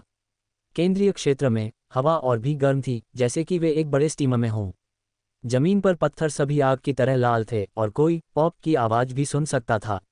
रुद्रांश ने चारों ओर देखा और कभी कभी जमीन से लावा निकलते हुए देख सकता था। यह क्षेत्र और भी खतरनाक था और लगभग कोई भी यहाँ नहीं आता था। रुद्रांश ने अपने शरीर में अपनी शुद्ध शक्ति का संचालन किया ताकि वह बाहरी दुनिया से गर्मी का विरोध कर सके। उसी समय वह पूरी तरह से जमीन पर स्थिति का निरीक्षण करने पर केंद्रित था। यह उन्हें लावा से टकराने से रोकने के लिए था। स्माइलिंग फेस, आपको ये कहानी कैसे लगी कमेंट में जरूर बताना और लाइक, शेयर और सब्सक्राइब जरूर करना। वह आगे बढ़ता रहा। लगभग 10 मील चलने के बाद रुद्रांश रुक गया। उसके सामने एक भयंकर लाल लौ वाले बाघ ने रास्ता रोक रखा था। ये रक्तज्वाला व्याघ्र एक अष्टम श्रेणी का द्वितीय स्तर का दानव था। यह एक अग्नि तत्व दानव था और सामान्यतः उन स्थानों में रहता था जहां अग्नि तत्व की ऊर्जा प्रचुर मात्रा में होती थी। गुर्राहट, रक्तज्वाला व्याघ्र ने अचानक गर्जना की और अपना मुंह खोला। उसके मुंह से आग का एक खंभा निकला और रुद्रांश की ओर बढ़ा। अच्छा, रुद्रांश की आंखें चमक उठीं और उसने अपना अग्नि रेखा भाला बाहर निकाला। अग्नि भाला कला कवच भेदी। भाले को आगे बढ़ाते हुए घूमती हुई काटने वाली शक्ति निकली और रक्तज्वाला व्याघ्र द्वारा थूके गए आग के खंभे को नष्ट कर दिया। फिर रुद्रांश ने रक्तज्वाला व्याघ्र की ओर आवेशपूर्ण हमला किया और अपने भाले से उस पर प्रहार किया। अग्नि भाला कला पर्वत प्रहार। लंबा भाला नीचे की ओर दबा, एक भयानक सीटी की आवाज निकल रही थी। रक्तज्वाला व्याघ्र को खतरा महसूस हुआ। उसके शरीर पर लगी लाल भूरी खाल खड़ी हो गई और उसकी खाल पर जलती हुई लपटें थीं। ये लपटें हवा में एक बड़े अग्निकुंड में संघनित हो गईं और भाले की ओर चली गईं, हमले को रोकने की कोशिश कर रही थीं। लेकिन ये सब व्यर्थ था। भाला अविश्वसनीय था। एक हल्के से कंपन के साथ अग्निकुंड ढह गया और अग्नि रेखा भाला नीचे गिरता रहा। धड़ाम, भाला रक्तज्वाला व्याघ्र के सिर पर लगा। एक चटकने की आवाज हुई। रक्तज्वाला व्याघ्र के माथे में दरार पड़ गई। रक्तज्वाला व्याघ्र का विशाल शरीर दर्जनों मीटर पीछे लुढ़क गया, जिसके बाद वह रुका। वह अब सांस नहीं ले रहा था। रुद्रांश आगे बढ़ा और अपनी रक्त ऊर्जा को नियंत्रित करके रक्तज्वाला व्याघ्र के रक्तसार को सोख लिया। अष्टम श्रेणी के द्वितीय स्तर के दानव के रक्तसार को प्राप्त करने का मौका रुद्रांश नहीं छोड़ सकता था। अपनी रक्तरेखा को प्रसारित करते हुए उसे रक्तज्वाला व्याघ्र के रक्तसार को खाने और परिष्कृत करने में ज्यादा समय नहीं लगा। रुद्रांश की साधना एक बार फिर बेहतर हो गई, लेकिन वह फिर भी अष्टम श्रेणी के साधक स्तर पर पहुंचने से कुछ ही दूर था। ये स्थान अग्नि ऊर्जा से भरपूर है, मैं यहाँ अग्नि भाला तकनीक का अभ्यास करूंगा। तुरंत रुद्रांश का ध्यान अग्नि भाला कला में गया और उसने अभ्यास शुरू कर दिया। ची ची, भनभनाहट, भाले की परछाइयां हर जगह थीं और ऊर्जा बढ़ रही थी। रुद्रांश को महसूस हुआ कि उसका अभ्यास अत्यंत सहज था। भाला तकनीक का प्रसार करते समय कोई रुकावट नहीं थी। ऐसा लग रहा था जैसे वह आसपास के वातावरण के साथ एक हो गया हो। जैसा कि अपेक्षित था, वातावरण का युद्ध तकनीकों के अभ्यास पर बहुत प्रभाव पड़ता था। सहज, ये बहुत सहज है। रुद्रांश की आंखें चमक उठीं और वह इस भावना में डूब गया। रुद्रांश ने 6 घंटे के अभ्यास के बाद ही रुक गया। रुद्रांश जोर से हाँफ रहा था। यहाँ अभ्यास करने के लिए उसे अपने शरीर की हर समय रक्षा करने के लिए अपनी मूल ऊर्जा का प्रसार करना पड़ता था। उसे ये भी देखने के लिए अपने आसपास का निरीक्षण करना पड़ता था कि कहीं से कोई लावा या लपटें तो नहीं निकल रही हैं। यह उसकी मूल ऊर्जा और दिमाग पर बहुत ज़्यादा दबाव डाल रहा था। हालांकि रुद्रांश की आंखें उत्साह से भरी हुई थीं। उसने केवल 6 घंटे तक अभ्यास किया था और रुद्रांश महसूस कर सकता था कि उसने अग्निभाला कला में बहुत प्रगति की है। रुद्रांश तुरंत अपनी मूल ऊर्जा को वापस पाने के लिए बाहरी क्षेत्र में चला गया। जब उसकी मूल ऊर्जा वापस आ गई तो रुद्रांश फिर से सर्वोच्च मंदिर में प्रवेश कर गया। मंत्रोच्चारण की मदद से वह केंद्रीय क्षेत्र में अभ्यास करने की भावना को समझना जारी रखता था। निश्चित रूप से मंत्रोच्चारण के साथ अभ्यास की भावना स्पष्ट हो गई और अग्निभाला कला के बारे में उसकी समझ एक कदम और करीब आ गई। कुछ घंटों बाद रुद्रांश ने फिर से केंद्रीय क्षेत्र में प्रवेश किया और अग्निभाला कला का अभ्यास किया। रुद्रांश ने केंद्रीय क्षेत्र में अभ्यास किया। जब उसकी मूल ऊर्जा खत्म हो जाती थी तो वह वापस बाहरी क्षेत्र में लौट आता था ताकि वह अपनी ऊर्जा वापस पा सके। फिर वह अग्निभाला कला को समझने के लिए मंत्रोच्चारण के साथ इसे जोड़ता था। अग्निभाला कला के बारे में रुद्रांश की समझ तेजी से बढ़ रही थी। सिर्फ आधे महीने में रुद्रांश की अग्निभाला कला में एक सफलता मिली और वह दूसरे स्तर पर प्रवेश कर गया, जो एक छोटी सफलता थी। इसके अलावा रुद्रांश ने पिछले आधे महीने में 10 से कम अग्नि तत्व दानवों को नहीं मारा था। उनमें से 5 अष्टम श्रेणी के द्वितीय स्तर के थे और एक तो नवम श्रेणी के द्वितीय स्तर का भी था। बाकी सब अष्टम श्रेणी के द्वितीय स्तर से नीचे थे। दानवों के रक्तसार को खाने और परिष्कृत करने के बाद, साथ ही आधे महीने की कड़ी मेहनत के बाद, रुद्रांश की साधना ने आखिरकार फिर से सफलता प्राप्त की। वह अष्टम श्रेणी के साधक स्तर पर पहुंच गया। ऐसी साधना पहले से ही रहस्यमय खड्ग पंथ के कांस्य शिष्यों में अत्यंत उच्च मानी जाती थी। एक बार फिर रुद्रांश ने अपनी मूल ऊर्जा को समाप्त कर दिया और बाहरी क्षेत्र में वापस चला गया। वह अपनी ऊर्जा को वापस पाने के लिए पत्थरों के एक एकांत ढेर में ध्यान करने लगा। जब रुद्रांश की मूल ऊर्जा लगभग आधी वापस आ गई थी तो उसने अचानक पास से एक हलचल सुनी। नहीं, तुमने मुझे क्यों पकड़ा? मैं बिना किसी साधना वाला एक साधारण व्यक्ति हूँ। मैं तुम्हारी मदद नहीं कर सकता। मैं केवल तृतीय श्रेणी के शिष्य स्तर पर हूँ, इसलिए मैं तुम्हारी मदद नहीं कर सकता। कृपया मुझे जाने दो। माफ़ी मांगने की आवाज़ें सुनी जा सकती थीं। चुप रहो, क्या शोर है? अगर मैं कहता हूँ कि तुम मदद कर सकते हो तो तुम मदद कर सकते हो। मेरे 10 दिशा खड्ग विद्यालय के शिष्यों की मदद करने में सक्षम होना तुम्हारा 8 जन्मों का सौभाग्य है। एक ठंडी चीख की आवाज़ आई। आवाज़ से यह एक युवक था। 10 दिशा खड्ग विद्यालय के युवा नायकों, अगर मैं आपकी मदद कर सकता हूँ तो मैं निश्चित रूप से करूँगा। लेकिन आप चाहते हैं कि हम केंद्रीय क्षेत्र में प्रवेश करें और यहाँ तक कि आंतरिक क्षेत्र के करीब भी जाएं। वहाँ बहुत खतरनाक है। मेरी साधना के साथ अगर मैं लापरवाह हुआ तो मैं जलकर मर जाऊँगा। कृपया युवा नायकों, मुझे छोड़ दें। कुछ लोगों ने दया की भीख मांगी। धप, तुरंत एक थप्पड़ की आवाज़ आई। युवा आवाज़ जारी रही, तुम क्या बात कर रहे हो? मैंने तुम्हें किस लिए बुलाया है? तुम क्या कर रहे हो? अगर तुम बकवास करते रहे तो मैं तुम्हें टुकड़ों में काट दूंगा। फ़ोन का दूसरा सिरा शांत हो गया। अचानक हवा में कुछ टूटने की आवाज़ आई और पत्थरों के ढेर पर एक आकृति दिखाई दी। यह एक युवक था जो लगभग 17 या 18 साल का था। उसने एक नज़र में रुद्रांश को देखा। हाँ, बड़े भाई, यहाँ एक और व्यक्ति है। युवक हंसा और रुद्रांश की ओर देखा। तुम सच में छिपना जानते हो, लेकिन क्या तुम सोचते हो कि यहाँ छिपना काम आएगा? जल्दी से बाहर आओ और हमें केंद्रीय क्षेत्र का रास्ता खोजने में मदद करो। रुद्रांश ने भौहें सिकोड़ी। उसने अपनी आधी बची हुई मूल ऊर्जा को रोक दिया और खड़ा हो गया। लड़के, जल्दी बाहर आओ। सुस्त मत रहो, मेरे पास तुम्हारे साथ समय बर्बाद करने का समय नहीं है। युवक ने बोलते हुए रुद्रांश के गले पर अपने पंजे को चलाया। ये स्पष्ट था कि वह रुद्रांश को पकड़ना चाहता था और उसे एक मुर्गी की तरह बाहर फेंकना चाहता था। हालांकि वह निराश हो गया। वह न केवल निराश था बल्कि वह चकित भी था। ऐसा इसलिए था क्योंकि रुद्रांश ने भी एक हाथ बढ़ाया था और उस पर पंजा चलाया था। वह उससे तेज और ज्यादा सटीक था क्योंकि उसने उसकी कलाई पकड़ ली थी।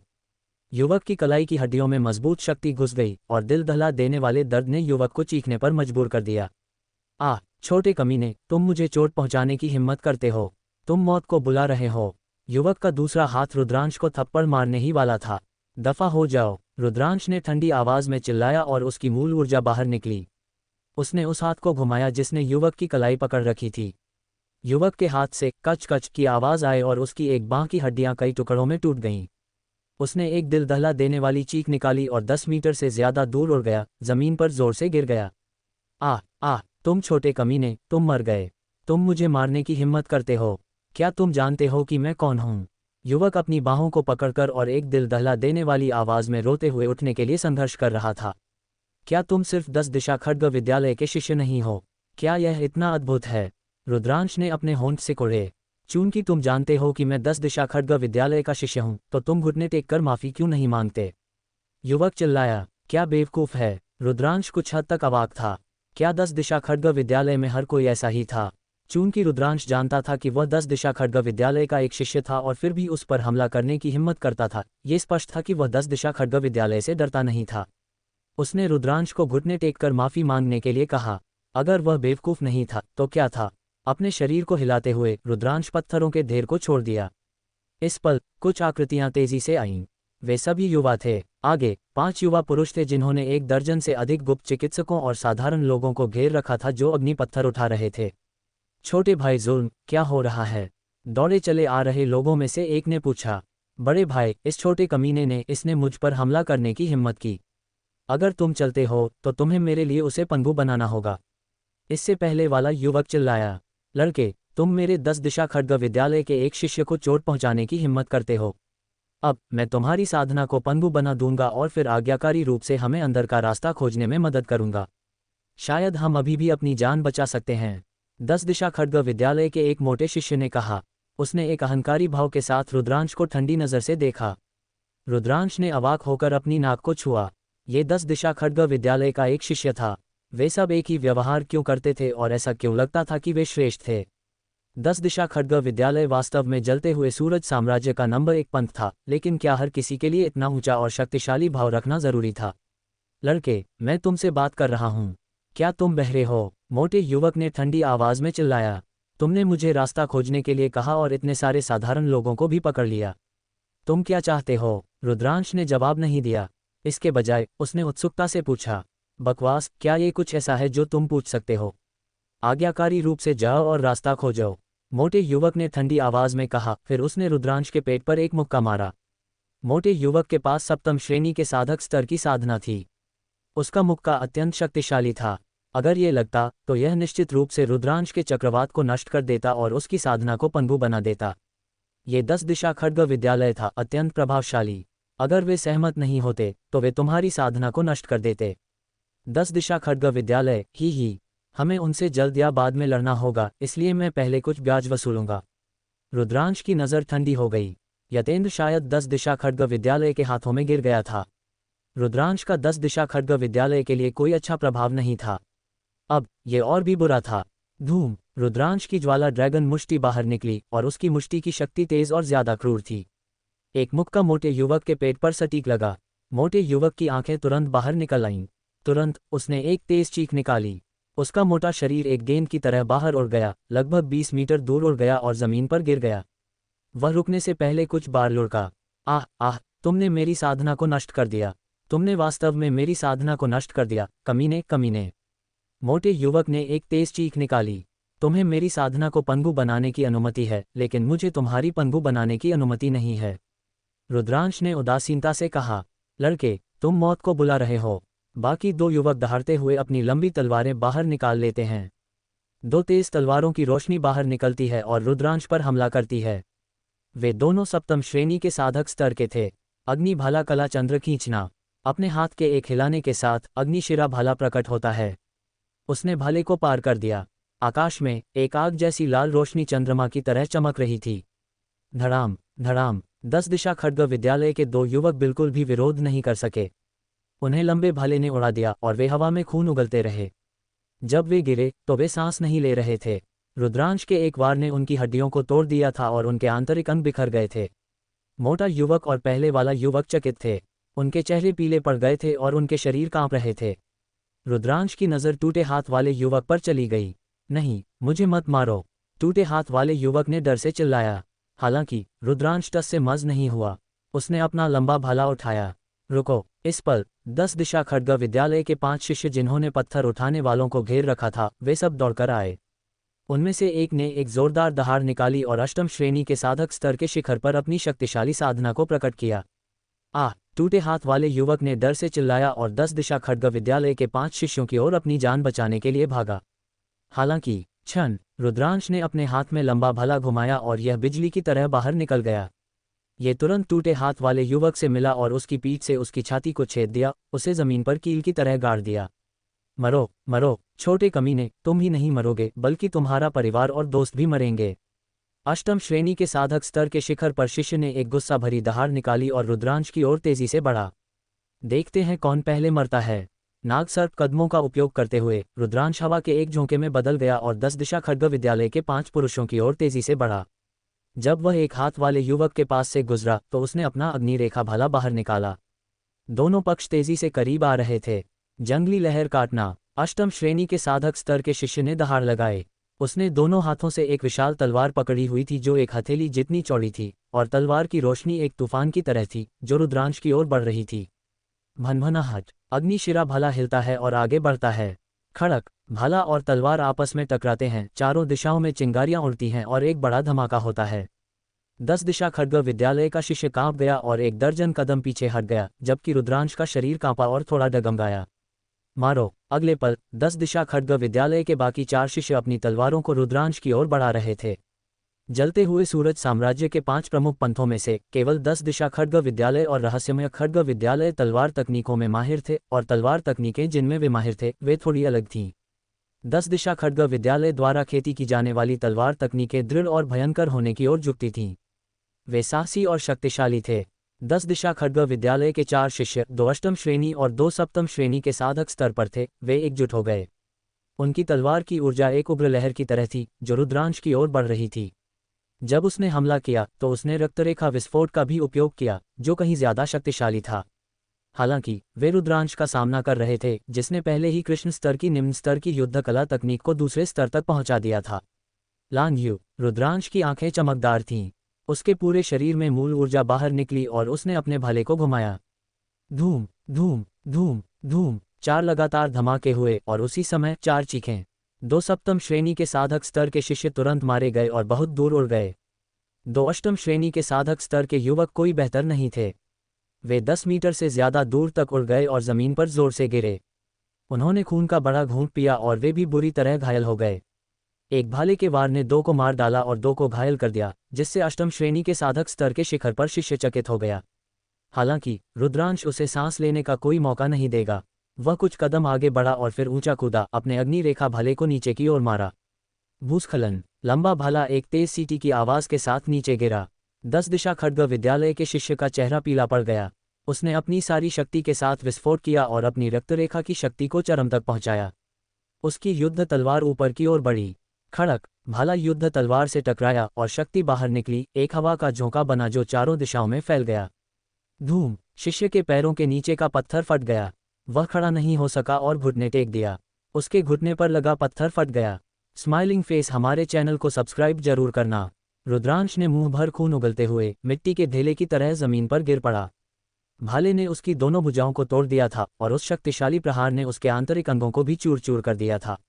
वह निश्चित रूप से मर चुका था। काले स्तर की निम्न श्रेणी की एक मार्शल कला तकनीक की शक्ति आखिरकार सामने आ गई थी। रुद्रांश ने इसे अभी दूसरे स्तर तक ही साधा था, लेकिन इसकी शक्ति पीले स्तर की उच्च श्रेणी की मार्शल कला तकनीक के 6ठे स्तर से दोगुनी थी। यह इतना शक्तिशाली कैसे हो सकता है? तुम कौन हो? श्वेत व्याघ्र धाम के शिष्य ने खून उगलते हुए अनिच्छा से पूछा। उसकी आंखों में अविश्वास भरा हुआ था। शिष्य स्तर के 8वें दर्जे के शिखर की साधना के साथ वह वास्तव में एक ही प्रहार में पराजित हो गया था। रुद्रांश ने जो साधना का स्तर दिखाया था वह स्पष्ट रूप से शिष्य स्तर के 8वें दर्जे का ही था। नीलकमल संप्रदाय का रुद्रांश ने उदासीनता से कहा। नीलकमल संप्रदाय? युवक ने बुदबुदाया। फिर उसकी आंखें बेजान हो गईं और उसका जीवन पूरी तरह से समाप्त हो गया। उसी समय शिष्य स्तर के 8वें दर्जे के अन्य 2 निपुण साधक भी मर चुके थे। रुद्रांश ने उनके भी आंतरिक अंगों को कुचल दिया था। हालांकि भाले की तकनीक तलवार की तकनीक जितनी विविध नहीं थी, लेकिन यह अधिक हिंसक, अधिक सीधी और अधिक प्रभावी थी। केवल वैभव ही बचा था। इस समय वैभव का चेहरा पीला पड़ चुका था। उसका शरीर लगातार कांप रहा था और उसके चेहरे से ठंडा पसीना बह रहा था। रुद्रांश धीरे धीरे वैभव की ओर बढ़ा। नहीं, मुझे मत मारो, वैभव ने डर से चिल्लाया। बताओ, श्वेत व्याघ्र धाम इतने सारे साधारण पत्थरों के खोदने वाले मजदूरों को क्यों पकड़ रहा है? रुद्रांश ने ठंडे स्वर में पूछा। मैं बता सकता हूँ, लेकिन तुम्हें वादा करना होगा कि तुम मुझे नहीं मारोगे। वैभव ने आंखें घुमाईं और चिल्लाया। ओह, तुम बताना नहीं चाहते, तो तुम नरक में जाओ।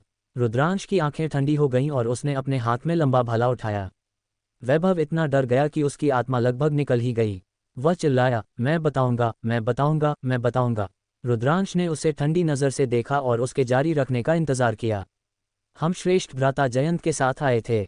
उन्होंने कहा था कि वह हमें यहाँ खजाने की तलाश में ले जाएंगे, इसलिए हम आए। श्रेष्ठ भ्राता जयंत ने कहा था कि उन्होंने अपने पूर्वजों द्वारा दर्ज की गई प्राचीन पुस्तकों में दक्षिण वन अग्नि क्षेत्र के भीतरी इलाके के पास एक विलुप्त हो चुके ज्वालामुखी के बारे में पढ़ा था। उसके अंदर खजाना है, वैभव ने जल्दबाजी में समझाया। तो तुमने इतने सारे साधारण पत्थरों के खोदने वाले मजदूरों को क्यों पकड़ा? रुद्रांश ने पूछा। क्योंकि विलुप्त ज्वालामुखी के चारों ओर का क्षेत्र बहुत अस्थिर है। समय समय पर लावा और आग निकलती है, यहाँ तक कि जमीन भी धंस जाती है। हमें विलुप्त ज्वालामुखी में प्रवेश करने के लिए एक सुरक्षित रास्ता खोजने के लिए किसी की जरूरत है। वैभव डर के मारे पूरी जानकारी देने लगा। रुद्रांश ने माथे पर शिकन डाली। ये स्पष्ट था कि वे अपने लिए रास्ता खोजने के लिए पत्थरों के खोदने वाले मजदूरों के जीवन का उपयोग करना चाहते थे। मार्शल कला के निपुण साधक ऐसे ही थे। उनकी नज़र में साधारण लोगों का जीवन चींटियों जैसा था।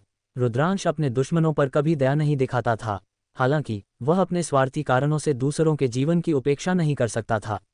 उस विलुप्त ज्वालामुखी में क्या खजाना है? रुद्रांश ने एक पल सोचा और पूछा। मुझे इसके बारे में नहीं पता। श्रेष्ठ भ्राता जयंत ने हमें नहीं बताया। मैंने वह सब कुछ बता दिया है जो मुझे पता है। क्या अब तुम मुझे जाने दोगे? वैभव ने विनती की, लेकिन वह सोच रहा था कि बचने के बाद श्रेष्ठ भ्राता जयंत से रुद्रांश को मारने के लिए कैसे कहा जाए। रुको, मेरा एक और सवाल है। तुम्हारे श्रेष्ठ भ्राता जयंत की साधना का स्तर क्या है? क्या यहाँ कोई ऐसा है जो उनसे ज्यादा शक्तिशाली है? रुद्रांश ने फिर से पूछा। वैभव ने ईमानदारी से जवाब दिया। श्रेष्ठ भ्राता जयंत हमारे श्वेत व्याघ्र धाम के एक प्रसिद्ध प्रतिभाशाली हैं। उन्होंने पहले ही रजत मंच पर लगातार 8 जीत हासिल की हैं। वह रजत सूची में मौजूद प्रतिभाशाली लोगों से ज्यादा कमजोर नहीं हैं। इस बार आए श्रेष्ठ और कनिष्ठ भाइयों में श्रेष्ठ भ्राता जयंत सबसे शक्तिशाली हैं। रजत सूची में लगातार 8 जीत। रुद्रांश ने बुदबुदाया। प्रज्वलित साम्राज्य के 5 प्रमुख संप्रदायों के शिष्यों का वर्गीकरण समान था। वे सभी 3 श्रेणियों में विभाजित थे, रजत, स्वर्ण और ताम्र। इसी तरह हर संप्रदाय में रजत और स्वर्ण सूची होती थी। नियम बिल्कुल समान थे। ठीक है, मैंने वह सब कह दिया है जो तुम चाहते थे। क्या अब तुम मुझे जाने दे सकते हो? वैभव ने कहा। तुम्हें जाने दूं? मैंने कब कहा कि मैं तुम्हें जाने दूंगा? रुद्रांश ने ठंडे स्वर में कहा। फिर उसने लंबा भाला मारा और वैभव के दिल में छेद कर दिया। रजत मंच पर लगातार 8 जीत। मुझे आश्चर्य है कि श्वेत व्याघ्र धाम के रजत मंच पर लगातार 8 जीत कितनी शक्तिशाली हैं। रुद्रांश की आंखों में लड़ाई की तीव्र इच्छा थी। उस समय हेटाई के घूंसे से उसने खून की उल्टी की थी। हेटाई ने नीलकमल संप्रदाय के रजत मंच पर लगातार 8 जीत हासिल की थीं। दोनों ने रजत मंच पर लगातार 8 जीत हासिल की थी, लेकिन वे 2 अलग अलग संप्रदायों से संबंधित थे। उनकी क्षमताएं समान नहीं हो सकती थीं, लेकिन अंतर बहुत ज्यादा नहीं होगा। रुद्रांश की युद्ध शक्ति में इस अवधि के दौरान बहुत सुधार हुआ था। ये परिणामों का परीक्षण करने का एक अच्छा समय था। इसके बाद रुद्रांश ने श्वेत व्याघ्र धाम के शिष्यों के सभी रक्तसार को निगल लिया और उन्हें परिष्कृत करने के लिए एक जगह ढूंढ ली। जहां तक पत्थरों के खोदने वाले मजदूरों का सवाल था, वे श्वेत व्याघ्र धाम के शिष्यों के मारे जाने पर मधुमक्खियों के झुंड की तरह भाग चुके थे। 2 घंटे बाद रुद्रांश की आवश्यक ऊर्जा पूरी तरह से बहाल हो गई थी और वह अपने चरम पर पहुंच गया था। फिर रुद्रांश उस विलुप्त ज्वालामुखी की दिशा में दौड़ा जिसका उल्लेख वैभव ने किया था। दक्षिण वन अग्नि क्षेत्र में केंद्रीय क्षेत्र की गहराई में भीतरी क्षेत्र के पास एक ऊंचा मृत ज्वालामुखी था। यह अज्ञात था कि यह ज्वालामुखी कब से नहीं फटा था, लेकिन इसके चारों ओर का तापमान अभी भी आश्चर्यजनक रूप से ज्यादा था। जमीन लाल थी। विलुप्त ज्वालामुखी से कुछ हजार मीटर की दूरी पर 20 से ज्यादा युवक थे। कहने की जरूरत नहीं है, वे सभी श्वेत व्याघ्र धाम के शिष्य थे। 20 से ज्यादा श्वेत व्याघ्र धाम के शिष्यों ने 30 से ज्यादा पत्थरों के खोदने वाले मजदूरों को घेर लिया था। 30 से ज्यादा पत्थरों के खोदने वाले मजदूर एक साथ इकट्ठा हो गए। उनके चेहरे डरे हुए थे और वे कांप रहे थे। श्वेत व्याघ्र धाम के युवा नायकों, मैं आपसे विनती करता हूं। वहां वास्तव में बहुत खतरा है। अगर आप हमें रास्ता खोजने देते हैं तो हम खुद को मौत के मुंह में भेज रहे होंगे। मेरे पास बूढ़े और बच्चे हैं जिनका मुझे ख्याल रखना है। मैं आपसे विनती करता हूँ, कृपया मुझे वापस जाने दें। 50 के दशक में एक हट्टा कट्टा आदमी लगातार झुक रहा था और विनती कर रहा था। छटाक, एक तलवार की रोशनी के साथ हटे कट्टे आदमी का सिर हवा में ऊंचा उड़ गया। बहुत शोर है, तुम जाना चाहते हो, मैं तुम्हें अभी तुम्हारे रास्ते पर भेज देता हूँ। श्वेत व्याघ्र धाम के एक शिष्य ने अपनी तलवार म्यान में रखी और ठंडे स्वर में कहा। दूसरे पत्थरों के खोदने वाले मजदूर डर के मारे अचानक चुप हो गए और फिर से बात करने की हिम्मत नहीं की। हालांकि उनके चेहरे पर निराशा का भाव और भी गहरा हो गया। तुम जल्दी जाओ और रास्ता खोजो। अगर तुम भाग्यशाली हो और रास्ता पार कर लेते हो तो तुम अभी भी अपने कुत्ते जैसी जिंदगी बचा सकते हो। श्वेत व्याघ्र धाम के एक शिष्य ने एक सांवले आदमी की ओर इशारा किया। हटे कट्टे आदमी की आंखों में निराशा थी और उसका शरीर कांप रहा था। अगर तुम नहीं जाना चाहते तो अभी मर जाओ, श्वेत व्याघ्र धाम के शिष्य ने ठंडे स्वर में कहा। मैं जाऊंगा, मैं जाऊंगा, हटे कट्टे आदमी ने कांपते हुए स्वर में कहा। फिर वह कांपते हुए बाहर चला गया। अगर वे रास्ता खोजने जाते तो उनके पास अभी भी बाहर निकलने का रास्ता हो सकता था। अगर वे नहीं जाते तो वे मर जाते। इस हटे कट्टे आदमी ने निश्चित रूप से मार्शल कला का अभ्यास किया होगा, लेकिन उसने अपनी रक्तरेखा को नहीं जगाया था। वह केवल योद्धा स्तर के पहले दर्जे में था। वह सावधानी से आगे बढ़ा और जल्द ही वह 200 मीटर से ज्यादा चल चुका था। अचानक जमीन से लावा की एक धारा निकली और सीधे हटे कट्टे आदमी को डूबा दिया। हटे कट्टे आदमी चिल्लाया और आग का एक गोला बन गया। कुछ ही सांसों में वह कोयले के ढेर में बदल गया। लावा का तापमान भयानक रूप से ज्यादा था। एक जीवित इंसान तुरंत कोयले में बदल गया। ये दृश्य वास्तव में भयानक था। जब दूसरे पत्थरों के खोदने वाले मजदूरों ने यह देखा तो वे इतने डर गए कि वे कांपते रहे। हालांकि श्वेत व्याघ्र धाम के शिष्य बहुत शांत, यहाँ तक कि ठंडे थे। तुम अभी जिन जगहों से गुजरे हो उन्हें चिन्हित करो। श्वेत व्याघ्र धाम के शिष्यों में एक सांवले युवक ने ठंडी अभिव्यक्ति के साथ आदेश दिया। ये ठंडा दिखने वाला युवक श्वेत व्याघ्र धाम का श्रेष्ठ भ्राता जयंत के था। उसने पत्थरों के खोदने वाले मजदूरों की ओर देखा भी नहीं। उसकी नज़रों में ये पत्थर खोदने वाले मजदूर सिर्फ चींटियां इस्तेमाल होने वाले औजार थे। उसकी आंखें उसके सामने विलुप्त ज्वालामुखी पर टिकी थीं। हमारे पूर्वजों द्वारा छोड़े गए अभिलेखों के अनुसार ये वह जगह है। मुझे अग्नि आत्मा दूध जरूर मिलेगा। जब तक मुझे अग्नि आत्मा दूध मिलेगा, मेरा भौतिक शरीर निश्चित रूप से दूसरे दर्जे तक साधना कर पाएगा। उस स्थिति में मेरी शक्ति बहुत बढ़ जाएगी और मैं निश्चित रूप से रजत मंच पर लगातार 10 लड़ाइयां जीत पाऊंगा और रजत सूची में प्रवेश कर पाऊंगा। ये सिर्फ दूसरे दर्जे को पार करने के बारे में नहीं है, बल्कि यह एक उच्च स्तर तक पहुंचने वाला भी है। 300 साल पहले हमारे पूर्वज को यहाँ अग्नि आत्मा दूध मिला था। अब जबकि 300 साल बीत चुके हैं, अग्नि आत्मा दूध बहुत ज्यादा होगा। यदि यह पर्याप्त है तो तीसरे दर्जे को पार करना पूरी तरह से असंभव नहीं है। उस स्थिति में मेरी युद्ध शक्ति कितनी बढ़ सकती है? जयंत ने उन्मादपूर्वक सोचा। हाँ, श्रेष्ठ भ्राता जयंत। हाँ, श्वेत व्याघ्र धाम के शिष्य ने जवाब दिया। फिर उसने सफ़ेद पाउडर के गोले फेंके और उन्हें उस जगह पर बिखेर दिया जहां से हट्टा कट्टा आदमी अभी गुजरा था, जिससे एक सुरक्षित रास्ता बन गया। अब तुम्हारी बारी है, जाओ और रास्ता खोजो। श्वेत व्याघ्र धाम के शिष्य ने 20 के दशक के एक युवक की ओर इशारा किया। युवक का चेहरा तुरंत पीला पड़ गया। उसका चेहरा निराशा और ठंडे पसीने से भरा हुआ था। वह चिल्लाया, मैं आपसे विनती करता हूँ, कृपया मुझे जाने दें। मैं आपसे विनती करता हूँ। युवा नायकों, मैं आपसे आहे को जाने देने की विनती करता हूँ। मुझे उसकी जगह लेने दें। वह अभी भी जवान है। एक सफ़ेद बालों वाला बूढ़ा आदमी बाहर आया और ज़मीन पर घुटने टेक कर लगातार सिर झुकाता रहा। दादाजी, नहीं, आप नहीं जा सकते, युवक चिल्लाया। मुझे करने दो, मुझे करने दो। मैं तुमसे आहे को जाने देने की विनती करता हूँ। वह अभी भी जवान है। बूढ़े आदमी ने युवक की बातों को नहीं सुना और लगातार सिर झुकाता रहा। ओह, कितने प्यारे दादा पोते की जोड़ी है। ठीक है, ये युवक उदार होगा। बूढ़े आदमी, तुम रास्ता खोजो। श्वेत व्याघ्र धाम के एक चिपटे नाक वाले शिष्य ने हाथ हिलाया और कहा। दादाजी, दादाजी, मत जाओ। युवक की आंखों से आंसू बहने लगे और वह चिल्लाया, मैं बूढ़ा हो चुका हूँ। अब कोई फर्क नहीं पड़ता, लेकिन तुम्हें जरूर जीवित रहना चाहिए। बूढ़े आदमी ने युवक को चेतावनी दी और फिर बिना पीछे मुड़े आगे बढ़ा। युवक ने निराशा में देखा। पहले वाला हट्टा कट्टा आदमी पहले 200 मीटर से गुजरा था। ये बहुत सुरक्षित था और बूढ़ा आदमी आसानी से गुजर गया था। इस बिंदु पर बूढ़े आदमी ने सावधानी से उस जगह से बचा जहां से लावा निकला था और आगे बढ़ता रहा। हालांकि 100 मीटर चलने से पहले ही जब बूढ़े आदमी ने अपना पैर रखा तो जमीन अचानक फट गई। बूढ़ा आदमी सीधे नीचे गिर गया। फिर एक तीखी चीख आई और कुछ ही सांसों के बाद कोई आवाज नहीं आई। दादाजी, युवक ने एक हताश दहाड़ लगाए। दूसरे पत्थरों के खोदने वाले मजदूर और भी घबरा गए, उनके चेहरे पीले पड़ गए थे। निशान लगाओ, जयंत ने आदेश देना जारी रखा। भुन भुन भुन भुन सफेद पाउडर के गोले फेंके गए, जिससे सुरक्षित रास्ते और खतरनाक जगहों को चिन्हित किया गया। तुम्हारी बारी है, जाओ। चिपटे नाक वाले शिष्य ने पहले वाले युवक की ओर इशारा किया। युवक की अभिव्यक्ति पूरी तरह से बदल गई।